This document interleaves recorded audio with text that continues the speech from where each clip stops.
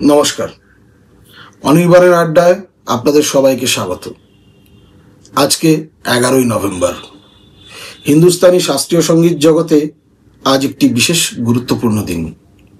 1938 সালের এই দিনে কলকাতার বুকে দেহ রেখেছিলেন সেতার সঙ্গীত জগতের উজ্জ্বলতম নক্ষত্র ওস্তাদ এনায়েত খাঁ সাহেব।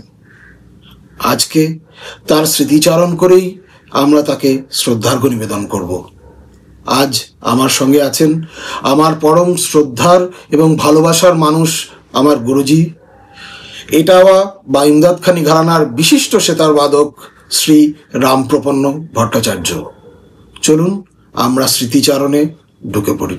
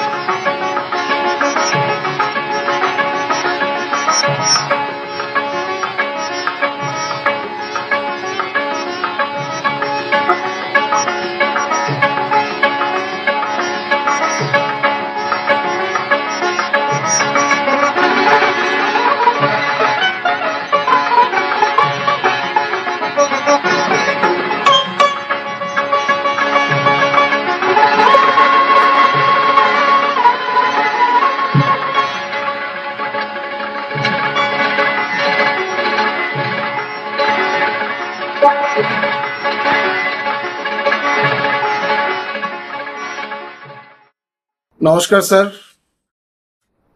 আজকের অনির্বাণের আড্ডায় আপনাকে স্বাগত জানাই আমাদের চ্যানেলের তরফ থেকে, এবং অনেক অনেক ধন্যবাদ।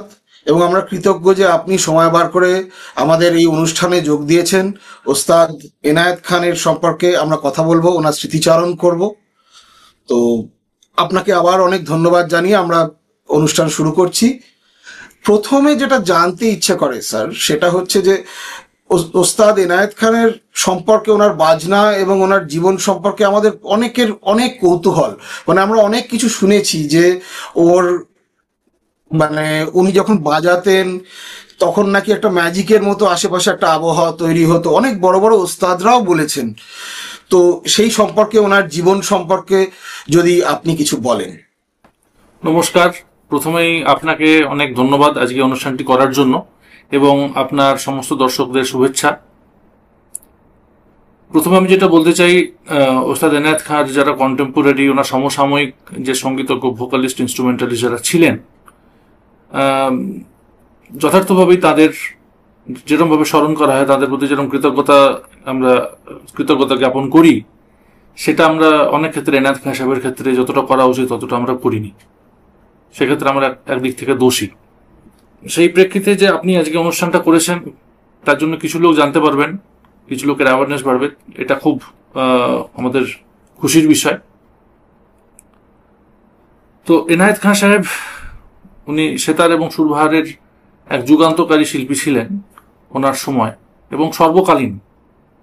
এবং ওনার সমসাময়িক যে সমস্ত বড় বড় সঙ্গীতজ্ঞরা ছিলেন, ওস্তাদ ফয়াজ খাঁ সাহেব, ওস্তাদ আব্দুল করিম খাঁ সাহেব, হাফেজ আলী খাঁ সাহেব, আলাউদ্দিন খাঁ সাহেব, এরা সবাই এক বাক্যে স্বীকার করেছেন যে একটা যুগের সর্বশ্রেষ্ঠ একজন সঙ্গীতজ্ঞ উনি ছিলেন। এবং তারপরে যারা পরবর্তীকালে যারা দিগ্গজ কলাকার হয়েছেন, শিল্পী হয়েছেন, রবিশঙ্করজি, আলী আকবর খাঁ সাহেব,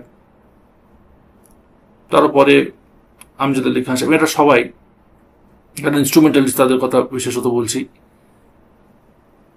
এনাদের ইন্টারভিউতে, এনাদের বিভিন্ন সাক্ষাৎকারে এবং ওনাদের বিভিন্ন আত্মজীবনীতে এনায়েত খাঁ সাহেবের নাম কোনো না কোনোভাবে এসছে।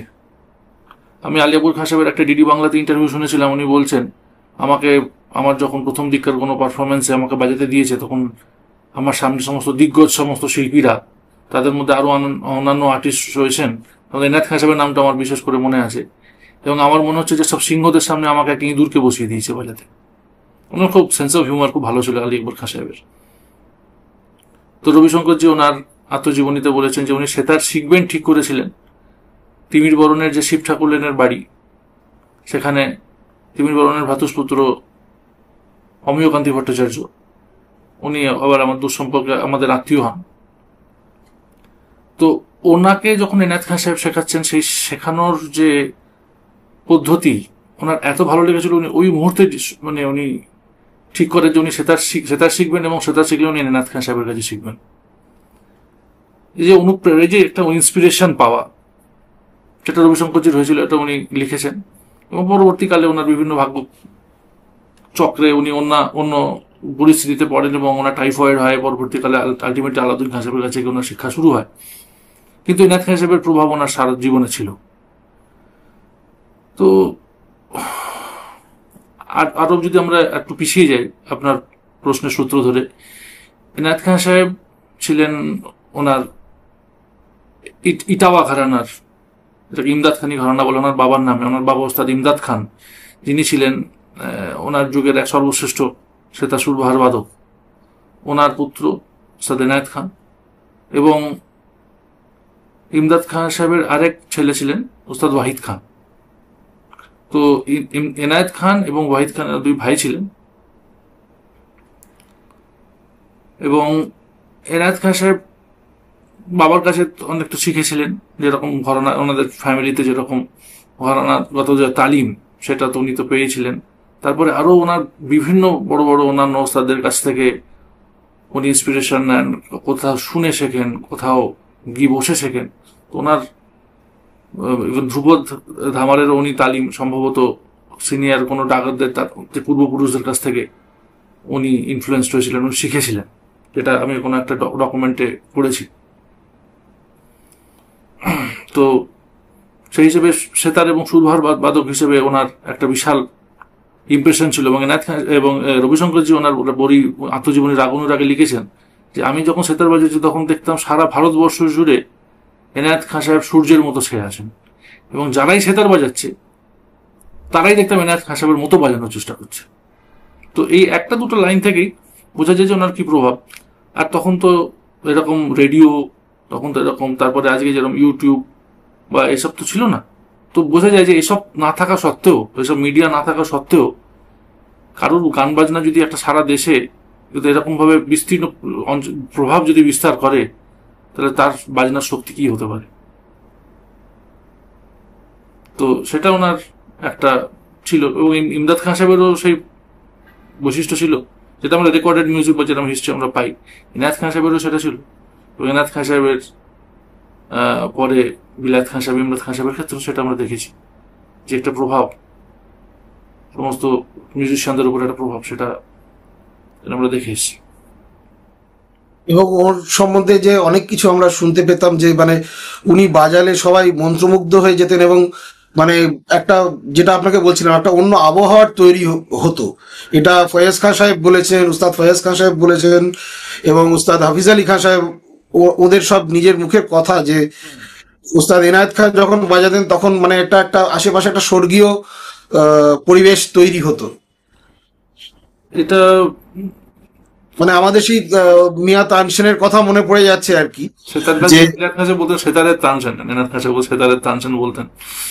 তো ঘটনা যেটা, সেটা হচ্ছে যে কিছু কিছু মানুষের একটা শক্তি থাকে, মানে একটা ভগবান ঈশ্বর প্রদত্ত একটা ক্ষমতা থাকে, যে খুব সহজ সরল কিছু স্বর প্রয়োগেই একটা লোক সম্মোহিত করে দেওয়ার একটা ক্ষমতা।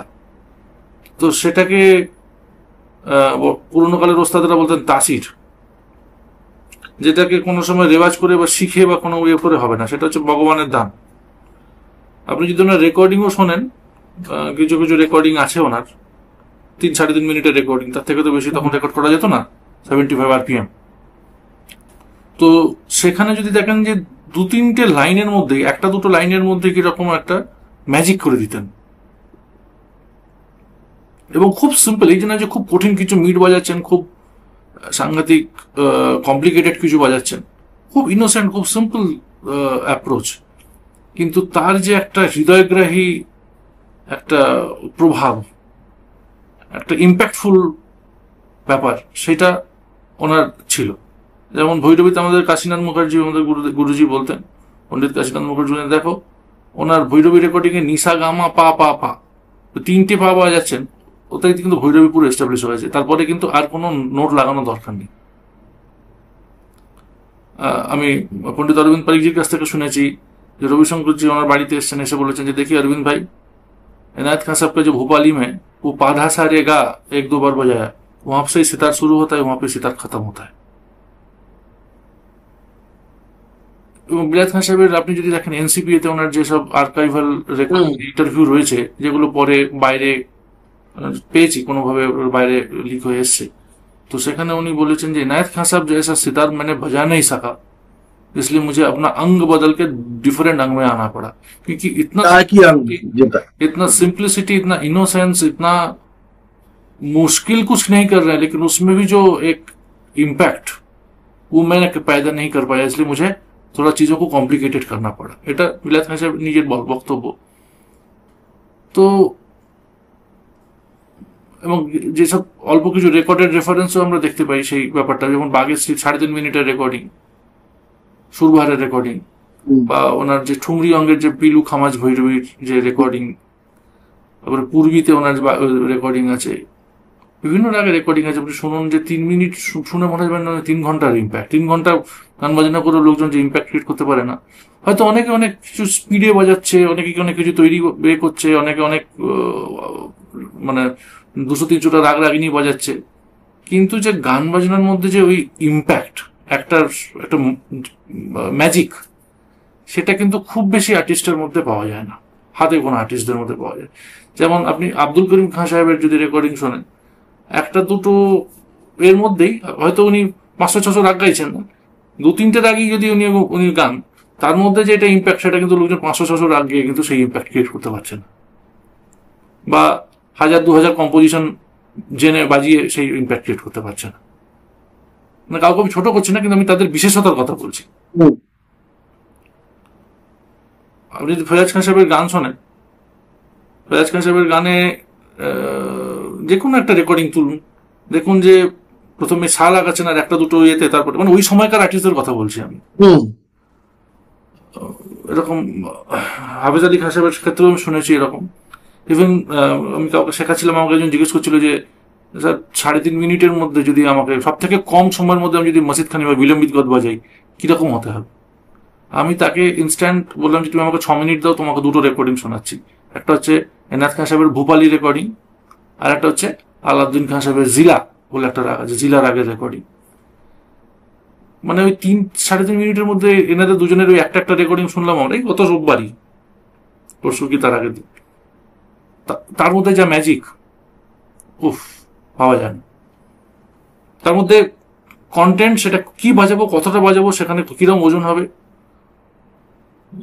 কোনো সময় ওভারডু করছেন না কোনো কিছু, যে কোনো কিছু বেশি করছেন না।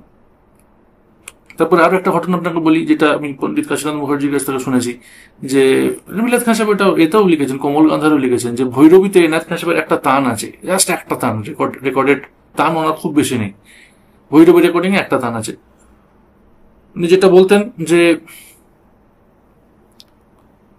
তান যেটা বাজছে, সেই তানের মধ্যে যে একটা সাপার তানের মধ্যে যে ডিস্টিংক্ট নোটস, আর তার যে ক্ল্যারিটি, তার যে ওজন, তার যে মিউজিক্যালিটি, অ্যাজ ইফ মানে হাতের মধ্যে যদি মুক্ত নিয়ে মার্বেলের ফ্লোরে যদি এরকম করে ছেড়ে দেওয়া হয়, যে মুক্ত যেরকম ভাবে যা মানে মুভ করে, একটার সাথে একটা লাগবে না, কিন্তু যেরকম ভাবে যাচ্ছে, ওনার টানের গতি এবং দানা সেরকম। তো সেটা উনি বলেছেন যে এটা অনেক স্পিডে তৈরির খেলা চলছে, কিন্তু ওই টানের ইম্প্যাক্ট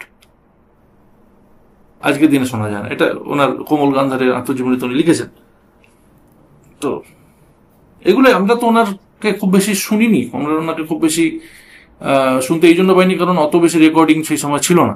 তো যেটুকুই রয়েছে বড় বড় আর্টিস্টদের মুখ থেকে, ওনার সমসাময়িক আর্টিস্টদের মুখ থেকে, ওনার পরবর্তীকালে যারা ওনাদের শুনেছেন তাদের মুখ থেকে যেটুকু আমরা শুনে, যেটুকু একটা টুকরো টুকরো টুকরো টুকরো করে একটা আমরা কোলাজ বানানোর চেষ্টা করছি, ওনার গান বাজনা, ওনার মিউজিক্যালিটি। আমরা তাহলে একটু এনায়েত খান সাহেবের, উস্তাদ এনায়েত খান সাহেবের আমরা কিছু মিউজিক তাহলে এখন একটু শুনেই, এবং তারপরে আমরা আবার আলোচনায় ফিরবো। নিশ্চয়ই, ওনার যদি বাগেশ্রীর সুরবারের রেকর্ডিংটা, আলাপটা আমরা যদি শুনতে পারি ভালো। আচ্ছা।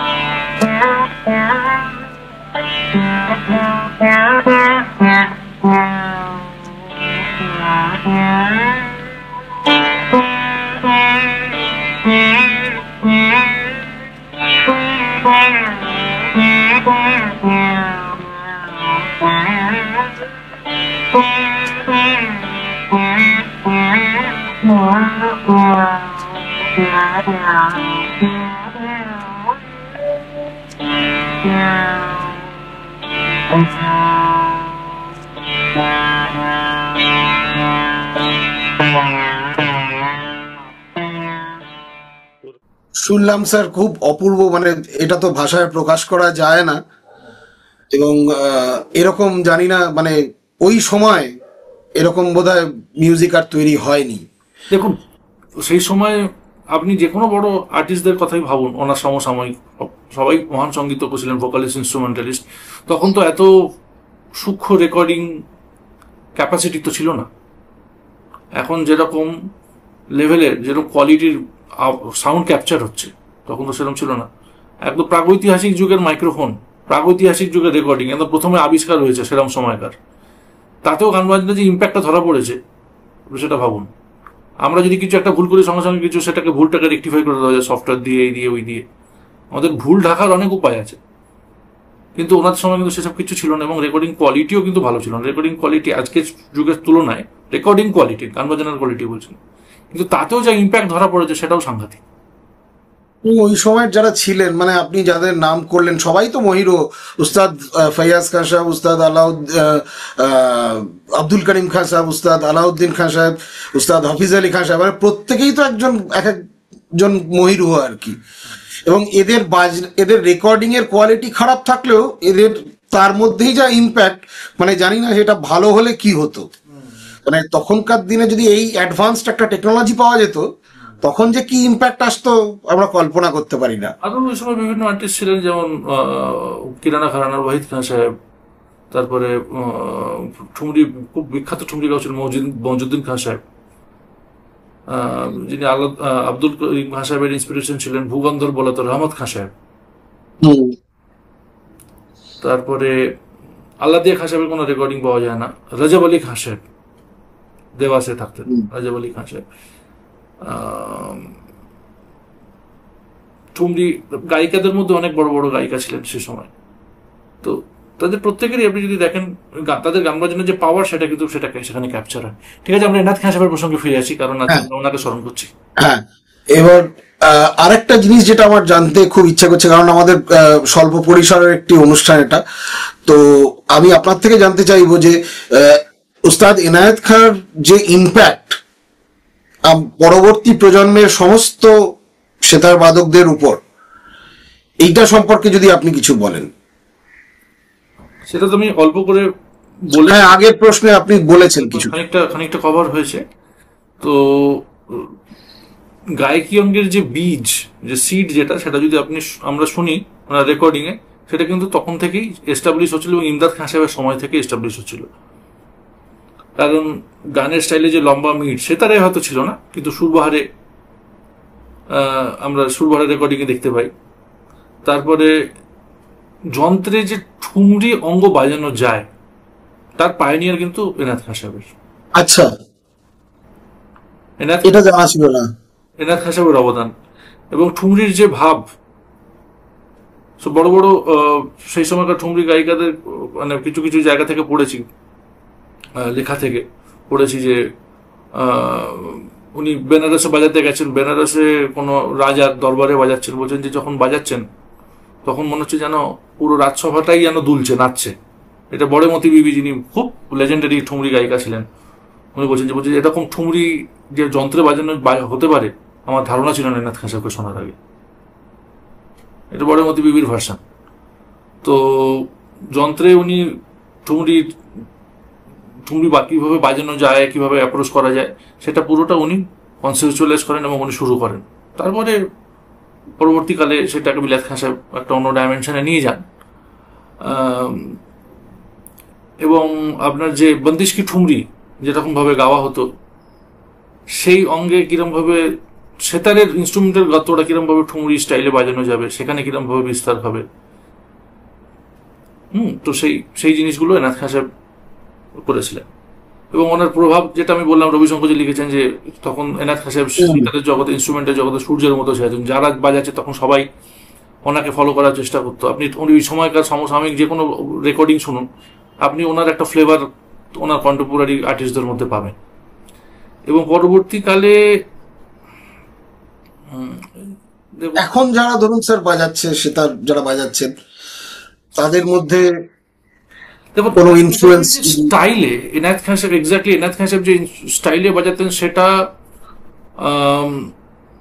বিলায়েত খান সাহেব এবং ইমরান খান সাহেব, এনার কি হয়, তখন সভাতে গান বাজনা হতো, একটা কোর্ট মিউজিক হিসেবে, চেম্বার মিউজিক হিসেবে ছিল। পরবর্তীকালে যখন সেটা আরো ওটা হলে যখন গান বাজনা শুরু হতে লাগলো, বড় প্রেক্ষাগৃহে গান বাজনা যখন শুরু করলো, একটা সোশিও ইকোনমিক্যাল একটা চেঞ্জও হয়, পরিবর্তন হয়, সামাজিক পরিবর্তন হয়, এবং খেয়াল গানেও একটা পরিবর্তন আসে। তো সেসব কিছু মিলিয়ে বিলায়েত খান সাহেব যেটা করেন, একদিকে বিলায়েত খান সাহেব সেতারে যোগ, তার একদিকে রবিশঙ্কর জি, এনারা গান বাজনার যে হরিজনটাকে অনেকটা এক্সপ্যান্ড করেন। এবং আগে সুরবাহার বাজানো গিয়ে তারপরে সেতার বাজানো হতো, পুরো সেতারেই পুরো জিনিসটা পুরো ধরা হয়, পুরো এন্ড টু এন্ড গান বাজনার একটা যে ফ্লেভার সেটা সেতারে ধরা হয়। তার ফলে কি হয়, এনায়েত খান সাহেবের অনেক শিষ্যা ছিলেন। বাংলাতে সব থেকে বেশি সেতারের শিষ্যা ছিলেন এনায়েত খান সাহেবের, এবং ম্যাক্সিমাম মানে অবিভক্ত বাংলার কথা বলছি, এবং সমস্ত ম্যাক্সিমাম হচ্ছে অ্যারিস্টোক্রেটিক ফ্যামিলি, জমিদার বাড়ির লোকজন। অ্যাটলিস্ট 15 থেকে 25 জন জমিদার বাড়ি, বড় বড় জমিদার অ্যারিস্টোক্রেটিক ফ্যামিলির লোকজন ওনার কাছে শিখতেন অবিভক্ত বাংলায়। এবং তাদের মধ্যে এই নয় যে অ্যামেচারিস্ট, তার মধ্যে অনেকে খুব ভালো বাজাতেন, এবং উনি মানে পারফর্মার লেভেলের আর্টিস্টও তৈরি করেন। এবং সব থেকে ইন্টারেস্টিং, ওই সময়ে কোনো বনেদি বাড়ির অন্দরমহলের মহিলারা কখনো ওস্তাদ জাতীয় লোক তাদের সামনে আসতেন না। কিন্তু এনায়েত খান সাহেব এমন একজন ছিলেন এক্সেপশন, যে ওনার ক্ষেত্রে এই পর্দা প্রথা সেটা কেউ মানত না। সবাই ওনার মানে জমিদার বাড়ির অন্দরমহলে, বড় বড় বনেদি বাড়ির অন্দরমহলে ওনার অ্যাক্সেস ছিল। এবং রাধিকা মোহন মৈত্র, পণ্ডিত রাধিকা মোহন মৈত্রর মা বীণাপাণি দেবী, বীণাপাণি মৈত্র ওনার শিষ্যা ছিলেন। সম্ভবত রাধুবাবু রাজশাহী জমিদার ফ্যামিলির ছেলে, ঠিক আছে। তো যেহেতু রাধুবাবু অলরেডি মোহাম্মদ আমির খান সাহেবের কাছে শরৎ শিখতে শুরু করেছেন, তাই জন্য সেটা অ্যাকচুয়ালি অন্য ওস্তাদের ক্ষেত্রে অপমান যে যদি অন্য কেউ গুরু থাকতে অন্য কারোর কাছে আবার শেখানো হয়। তাই জন্য ওনার বাবা কি করেছেন, এনায়েত খান সাহেবের বাজনার ইম্প্যাক্ট যাতে রাধুবাবুর কানে যায়, তাই জন্য রাধুবাবুর মাকে এনায়েত খান সাহেবের ছাত্রী করা হয়। তো উনি বাড়িতে আসতেন শেখাতে। তো এবং সেই জন্য রাধুবাবু এবং ওনার যে ট্রেডিশন, বৌদ্ধ জেঠু পণ্ডিত বুদ্ধদেব দাশগুপ্ত, ওনার পুরো লিনিয়েজ, ওনারা এনায়েত খান সাহেবকে নিজের ঘরের বাড়ির ওস্তাদ হিসেবে মানতেন ওই কারণে। তো শুধু সেতারে নয়, সেতার, সরোদ, সমস্ত ইনস্ট্রুমেন্টে ওনার একটা ব্যাপক প্রভাব পড়ে। কিন্তু দুঃখের বিষয় যেটা, সেটা ওনার গান বাজনার যে ফর্ম, যে ফর্মে উনি বাজাতেন, যেখানে অনেক তেহাই, অনেক রকম ছন্দের কাজ, সেসব জিনিসগুলো আস্তে আস্তে মানে খানিকটা ওই অঙ্গে যে বাজনা, সেই বাজনাটা পরবর্তীকালে শোনা যায় না, because of the great influence of উস্তাদ বিলায়েত খান।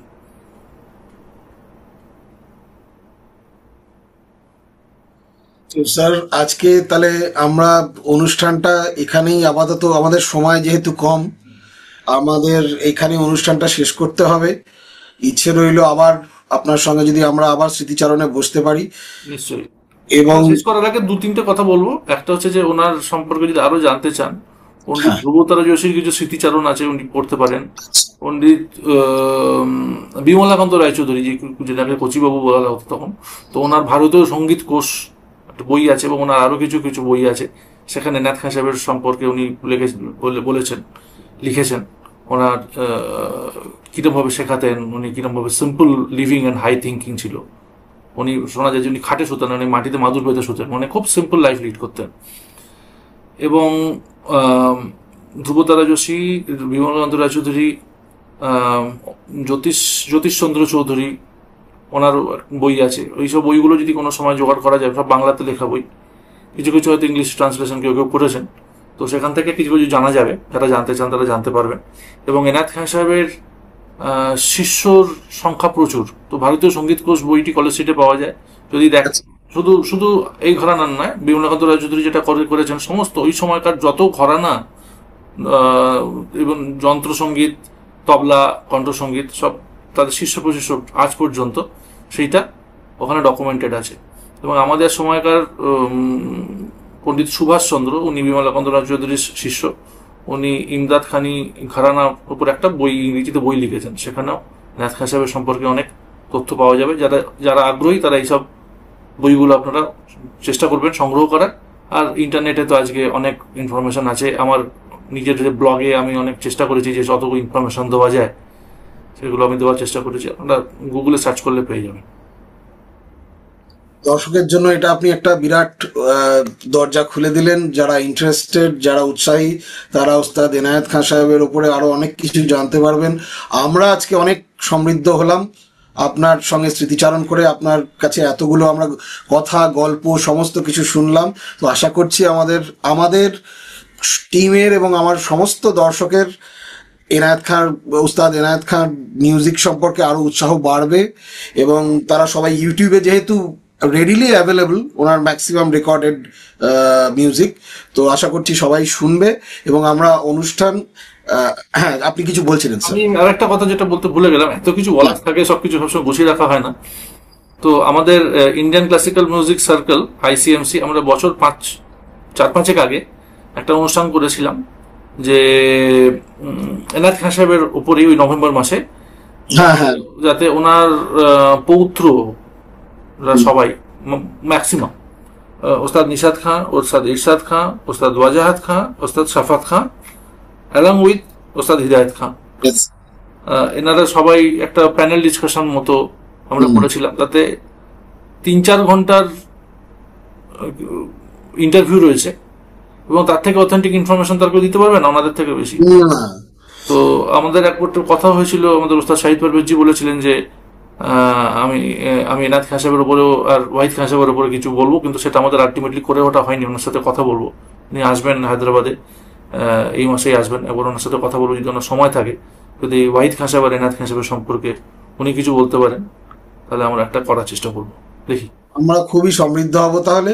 এবং আপনাদের ICMCর যে লিঙ্কটা, ওটা আমরা নিচে দিয়ে দেবো এখানে, যাতে ইন্টারেস্টেড শ্রোতারা যারা এবং দর্শক তারা যাতে শুনতে পারেন। নিশ্চয়ই তো নিশ্চয়ই, আপনাকে অনেক ধন্যবাদ স্যার। Thank you. এবং আমরা অনুষ্ঠান শেষ করব ওস্তাদ এনায়েত খান সাহেবের একটা মিউজিক চালিয়ে। আপনি সাজেস্ট করুন কি চালিয়ে আমরা শেষ করতে পারি। পিলু অথবা ভৈরবী, দুটোর মধ্যে যেটা পাবেন। আচ্ছা, থ্যাংক ইউ। ধন্যবাদ স্যার।